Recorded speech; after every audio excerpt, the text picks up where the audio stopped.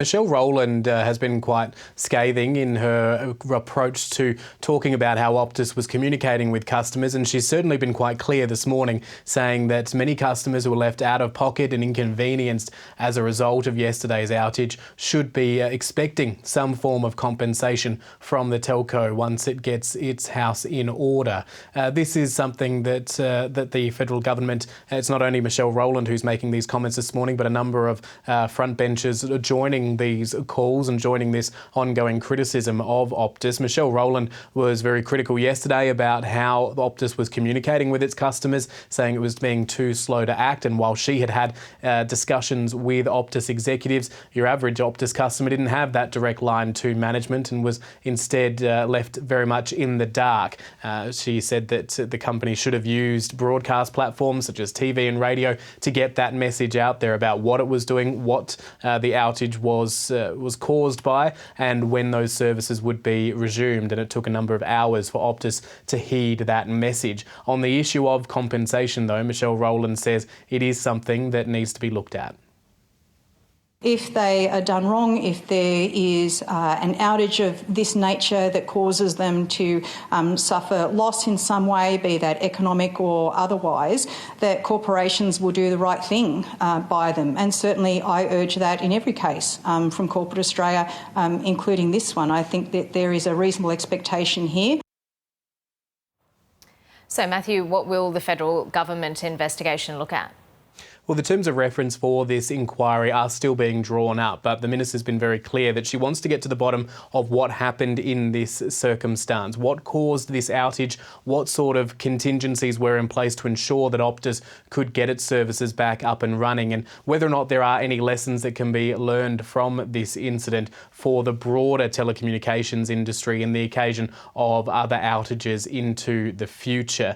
She says while it's good to see services back online, the fallout and the consequences of yesterday's outage were incredibly significant, and that's why the government needs to step in here. This is in addition to an inquiry which has already been launched by the Australian Communication and Media Authority, looking at whether or not emergency phone calls on mobiles could still get through. There are rules around that, allowing effectively Optus customers in this instance to piggyback off of other networks to make those emergency calls. That is something that she says at the moment it looks like that did occur, but ACMA will be looking at that regardless. Of course, people who were landline customers of Optus didn't have that opportunity, but this inquiry by ACMA specifically looking at that mobile connectivity and how whether or not Optus abided by the rules in that instance. Matthew Doran reporting more than 10 million Australians were affected by the outage. Reporter Alison Zhao has more from Sydney. It was a day of chaos for many Australians yesterday, with this Optus outage lasting for up to 12 hours for some people. And with 10 million Optus customers, this was a nationwide outage, and it caused for some perhaps minor inconvenience, but to others there was serious disruption with inability to access essential services. And also this outage ran right through the economy, through the transport network, as well as some hospital systems and banking services as well. So understandably, customers we spoke to this morning in Sydney were quite frustrated with the company and their experience, and many of them said that it wasn't necessarily even compensation that they were after, but more a sincere apology and a proper explanation. This is a little bit of what some of them had to say.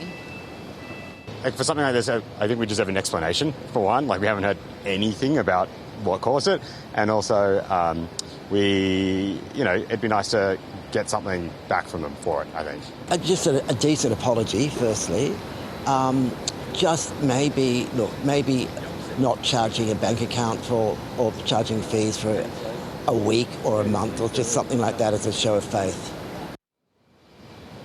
Small businesses across the country have also spoken about how they were financially impacted by this outage and called for compensation. And yesterday, Optus's CEO, Kelly Bayer-Rosmarin, was pressed on this issue, and she said she would look at all different avenues, and also that the company wanted to provide methods to thank customers for their loyalty and reward them for their patience, but refused to confirm whether or not compensation would be given to customers.